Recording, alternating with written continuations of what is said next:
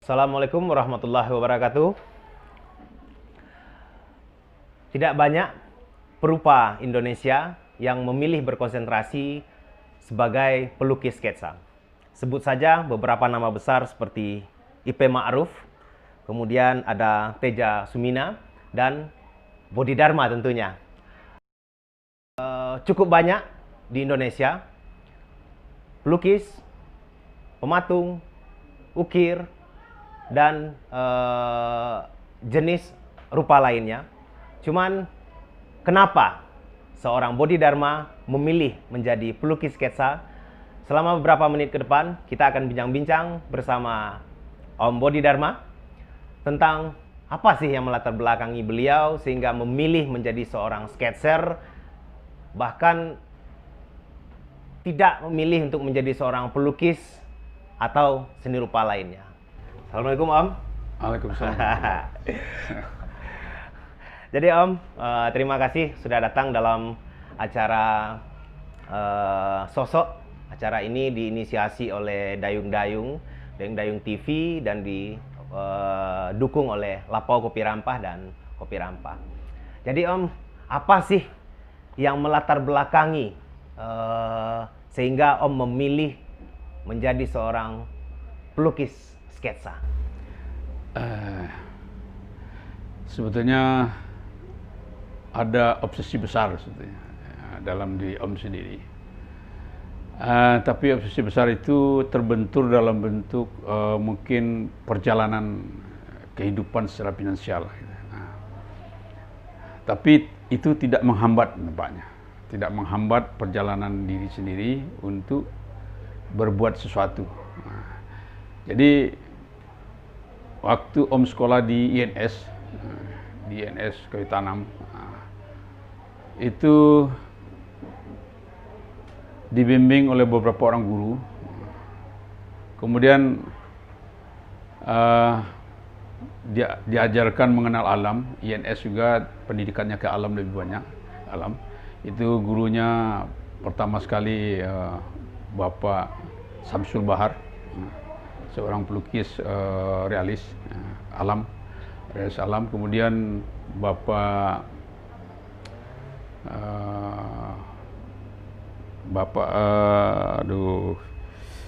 Din namanya, Din Pak, lupa nama. Itu tahun berapa itu? Tahun 72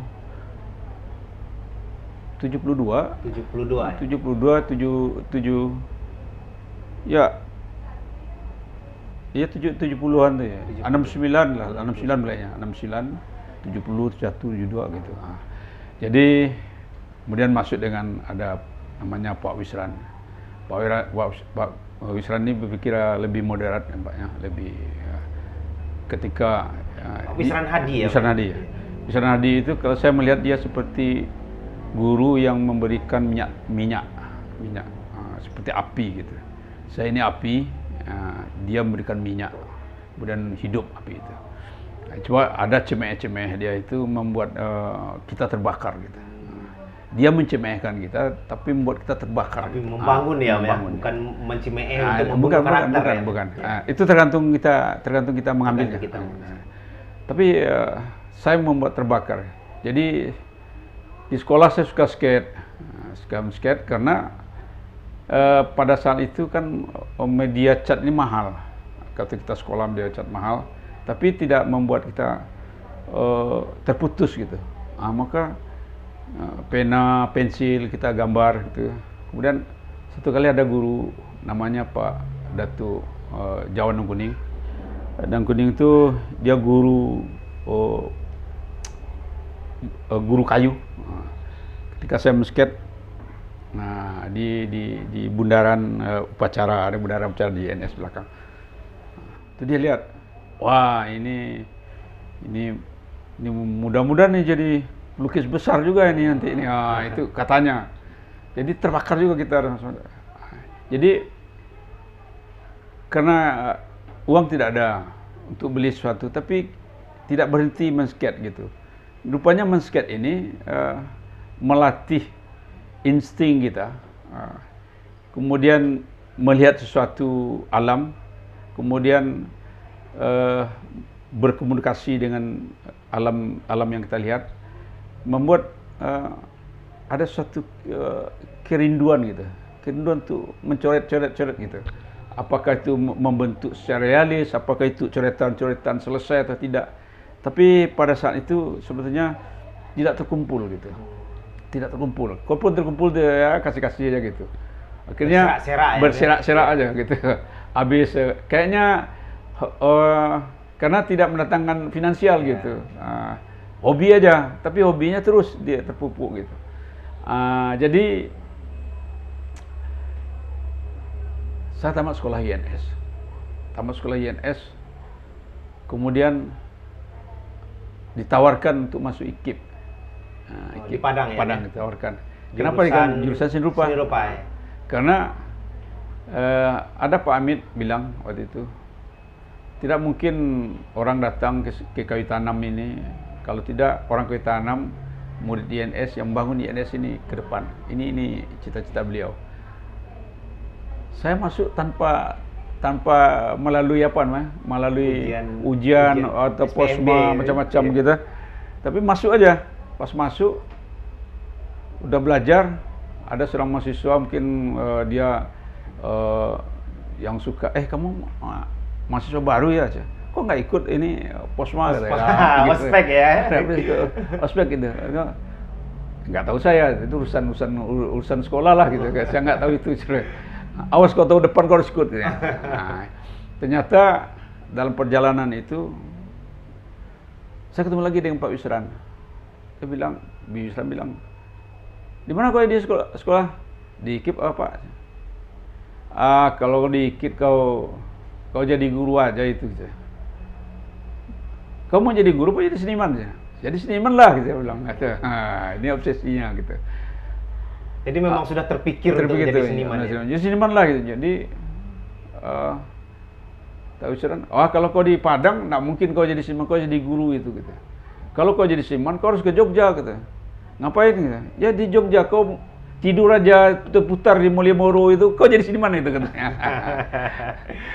Ini membuat ternyata emang pada kita berhenti dari kuliah. Berangkat ke Jogja. Berarti tidak sempat menyelesaikan di IKIP ya? Tidak selesai.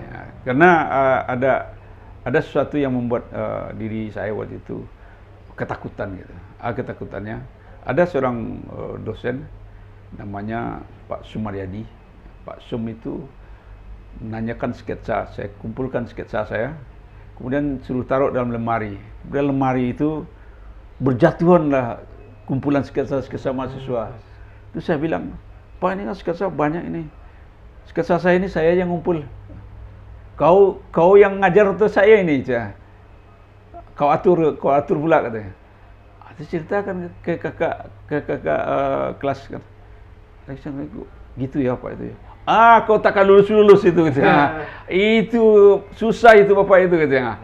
Jadi karena ketakutan seperti itu kita pecatlah diri kita dari sekolah gitu. Kita pecat diri kita ya. Kita berhenti. Ditambah Wisran Hari ngomporin saya, kalau kau ke Jogja muter-muter aja di Malioboro namanya, kau jadi seniman itu. Jadi saya kira apa itu Malioboro? Jadi ada obsesi ingin mengenal apa itu Malioboro itu gitu. Kemudian saya berangkat dengan dorongan Pak Wisran, Pak ini Arbisama. Pak Arbisama sangat, kalau saya merasa sangat bapak seperti bapak lah. Saya kuliah dulu, kalau minta uang juga untuk transport, untuk belanja saya minta dia, berani saya minta. Saya melihat dia begitu sayang ke saya gitu waktu itu. Jadi pas saya minta berhenti, dia kaget. Saya berhenti lah Pak, saya mau ke Jogja, sekolah gini. Saya ceritakanlah tentang, kalau itu gimana itu? Aku pergilah ke ada sekolah tinggi namanya Pejompongan, sekolah tinggi seni rupa, orang INS juga yang direkturnya gitu. Pak Arbisama ini juga alumni INS? Alumni INS. Suaranya di INS. Jadi saya urus di Jakarta. Ternyata saya ditolak karena saya minta gratis gitu. Kuliahnya gratis, yang tempat juga gratis. Masa gratis semua kan gitu. Itu nggak bisa gitu. Akhirnya 10 hari kemudian saya masih putar-putar di Jogja, di Jakarta, ketemu dengan Pak Ardi tempat dia apa namanya urusan kantor lah. Itu dipanggil saya, diajak saya nginap di hotelnya lah, dia punya tidur di hotel minum semalam, cerita. Udahlah kau ke Jogja aja, nanti saya kirim surat. Jadi saya sebesar itulah suratnya. Tok, memo ya, di memonya. Tok, nih keponakan saya nih, dia mau jadi seniman, saya nggak tahu nih, harusnya saya serahkan aja pada kau nih, soal kau di sarang bambu. Itulah dasar sanggar bambu. Saya mulai banyak sanggar bambu itu memang semua pawiat, dia namanya sanggar itu di istilahnya pawiatan. Pawiatan itu anak-anak sanggar yang berkumpul dengan macam-macam kegiatan. Ada seni rupa, ada sastra, ada musik, ada apa namanya, mematung juga. Jadi sanggar itu kayak kalau di Padang itu saya lihat kayak di inilah sanggar sangka gitu, sanggar sangka waktu itu. Jadi saya memilih seni rupa gitu, dibimbing oleh Pak Narto. Jadi Narto itu Pak Narto ini Sunarto. Sunarto PR. Sunarto PR. Nah, jadi Pak Narto itu memang seniman, memang hidupnya dengan berkesenian. Ya dia terima order lah gitu. Memang hidupnya dengan kesenian. Setelah saya melihat sampai di Jogja, beberapa bulan di Jogja, kemudian saya ditarik ke Jakarta oleh Pak Narto, tarik Jakarta. Disitulah saya melihat kehidupan tahun 77. Awal 77 saya dimasukkan kelompok sketsa di Sanggar Bambu di Ancol. Di Ancol. Ya saya dikasih stand. Itu awalnya. Dia terus sketch. Berarti ini utusan dari Sanggar Bambu Jogja ya? Bukan utusan. Pak Narto itu dia tinggal di Jogja, di Jakarta. Di Jakarta. Tapi tiap murid yang masuk ke Jogja dulu. Oh. Masuk ke Jogja, nanti dia tarik atau nanti saya tarik ke Jakarta. Ke Jakarta. Nah, kemudian ya waktu itu saya nggak tahu juga itu. Dan tahunya gini. Malah kita orang Minang kan banyak, kalau nggak disuruh kita nggak mau lancang sedikit. Bodi, ini ada kamar. Ini ada apa namanya, alat-alat nih. Kau mau men-skate, mau melukis, mau apa gitu. Ini silakan pakai. Itu aja. Jadi pagi saya menolong mencuci mengasih bak mandi lah dengan pompa lama ya. Pompa Dragon itu. Cuci dan cuci piring. Tapi 4 bulan saya di situ rasanya nggak ada saya gitu, tapi dia diam aja gitu. Rasanya yalah nggak enak nih jadi pembantu ya kesannya saya kan. Jadi satu kali saya disuruh, Bodi tolong ambil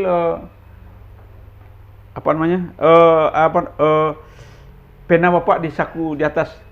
Jadi diambil kan, jatuh kertas kecil. Saya baca ke rumah memo harian dia. Hari ini saya harus selesaikan ilustrasi untuk Tempo. Kemudian saya tamu harus datang nih, susu anak harus selesai. Jadi saya bilang orang hebat ini harus teratur hidupnya ya. Mulai 2 hari itu saya diam-diam, saya ambillah pena itu, ambil kertas-kertas di sana, saya sketch di lingkungan, sketch. Diam-diam aja. Sudah agak banyak saya lihatkan. Pak, nih ada sketsa saya. Lihat. Ini kalau saya lingkar, ini bagus ya. Ini yang menurut saya bagus. Gitu. Dilingkar 1, buang, geser 2, 3, lingkar. Jadi sudah berjalannya waktu. Wah, ini bagus nih. Ini nggak usah dilingkar, bagus semua nih. Jadi saya bilang, apa yang dilingkar itu saya nikmati, saya lihat, saya susun tuh sampai 10-20. Kenapa dia katakan ini bagus, menurut saya tidak bagus gitu. Jadi saya sambung lagi, ketika bagus kata dia itu, sambung emosi saya. Oh begini, cara katanya bagus. Ada garis emosional yang spontan gitu. Gitu. Jadi saya latih gitu. Satu kali, terus sudah mulai bagus sketsa itu. Satu kali datang orang Sanggar Bambu juga namanya Murioto. Dia bilang, Mur, capadang ke lo, gitu bahasa Jawa. Capadang ke sekasih api-api lo. Lu kau lihat tuh, Mur gitu. Dia lihat, diambil kira-kira 8 atau berapa biji gitu. Lalu itu seminggu itu keluar di Kompas, di Sinar Harapan. Sketsa Bodi Dharma. Saya dapat honor gitu. Itu terjadi tahun 77. Tahun 77 ya. Jadi tahun 77 juga. Jadi kita ngomong 76, 77. Jadi saya bilang, keluar di Kompas. Sudah itu setiap minggu saya diminta sketsa saya kasih juga. Ini Kompas atau Sinar Harapan? Sinar Harapan. Sinar Harapan. Jadi satu kali di Kompas juga, masuk Kompas. Jadi saya skate orang sedang menyanyi di apa namanya, di Ancol itu, itu kan setiap ada aktivitas berkesenian, ada musik juga. Jadi orang sedang menyanyi, saya skate, ada musik, saya skate gitu. Kemudian masuk ke Kompas gitu. Saya dapat honor juga. Jadi saya bilang, disitulah mulai rupanya ada mendatangkan satu kali saya tiap hari men-skate, tiap hari dari terminal ke terminal gitu. Jadi satu kali datang mahasiswa apa gitu, mahasiswa Kristen waktu itu, dia bilang, Mas mau nggak men-skate orang nanti orang-orang wisuda itu di skate gitu satu-satu gitu. Oh boleh, saya datang, saya diundang, kasih stand. Dia sambil ada macam-macam juga, ada kayak di pasar seni juga, ya ada pasar seni. Kemudian saya satu skate itu kira-kira Rp25 gitu. Berarti terburu Om. Misalnya ada orang mau di skate. Iya skate set. Kita skate wajah dia. Iya, skate. Itu kira-kira berapa menit satu skate? Ya paling inilah 15 menit lah gitu. 15 menit. Berarti dia harus berdiri selama 15 menit. Dia duduk ya, duduk aja. Duduk aja. Dia pakai stand duduk ya. Kayak lukis model ya. Kita skate. Skate. Jadi dapat duit saya mulai dapat duit dari situ. Kemudian dari terminal saya dapat ada orang pas skate kasih, Pak, ini ada skate. Saya nggak ada duit. Udah saya kasih aja. Tapi jarang orang saya kasihkan sketsa itu tak mau kasih duit, pasti dia kasih duit gitu. Gitu. Jadi satu kali ada pengalaman sangat besar gitu di Museum Gajah namanya, museum nasional itu. Jadi di Kat Gambir. Jadi orang duduk, orang ya kayak om lah gitu. Saya skate gitu. Dia pakai koran. Skate pas wajahnya pas di gini aja, mulutnya nggak kelihatan tapi tutup hidung tapi pas gitu. Om suka skate nggak? Ini om saya kasih. Wah, saya nggak punya duit nih. Enggak, saya kasih aja om suka ambil aja, saya bilang gitu. Jadi pas dia, oke, makasih. Jadi jalan beberapa langkah kan, mungkin 10 langkah. Dia sini. Gitu. Dia panggil. Kamu udah makan siang belum? Mau makan nih om. Ini buat makan siang. Jadi sambil dia lihat skate makan siang. Masukkan saku saya kan. Ke saku kan nggak saya beli tangan di pasar saku. Ini buat makan siang. Udah tuh ada bahasa dia yang menarik. Rupanya dia kenal dengan guru saya, Narto. Salam ya sama Narto. Tapi saya lupa menanyain orangnya. Jadi dia tahunya Sanggar Bambu itu dia tahu. Dan itu pemimpinnya Narto dia tahu. Salam Pak Narto ya. Saya lupa juga nama orang yang nanya namanya. Jadi cuma ada bahasa dia menarik. Carilah apa yang kau cari hingga dapat yang kau cari. Carilah apa yang kau cari hingga dapat yang kau cari. Jadi nampaknya kalau di dalam Islam itu menjada wajada. Jika kau sungguh-sungguh pasti mendapatkan ya. Jika sungguh-sungguh. Ini akan ada yang anak muda yang nulis novel 5 menara itu, yang orang Wadi ya. Wadi ya. Ya. Orang meninjau. Meninjau ya. Dia itu. Jadi saya merasakan dapat betul itu ketika ada undangan ke Australia. Itu tahun? Saya mendapat dengan Bapak ini kira-kira tahun 78. Tahun 78. 78. Dan saya diundang 98. Tahun 98. Berarti ada sekitar 20 tahun. 20 tahun kemudian. 20 tahun kemudian. Baru saya mendapat jawaban, oh ini yang dia kata. Nah, sekarang selama 20 tahun itu Om masih tetap tinggal di Jakarta, kembali ke Jogja, atau pulang ke Sumatera Barat? Di Sanggarbu hanya 3 tahun aja. Oh, hanya 3 tahun? 3 tahun. Jadi waktu itu jatuh sakit. Jadi malumlah kehidupan berkesenian di Ancol itu kan. Tidak teratur ya? Tidak teratur. Kemudian makan tidak teratur, tidur tidak teratur. Kemudian badan kayak morfinis gitu. Kawan dengan pelukis-pelukis anak Manado juga gitu. Jadi malam tahun baru ikut minum. Kita nggak biasa minum.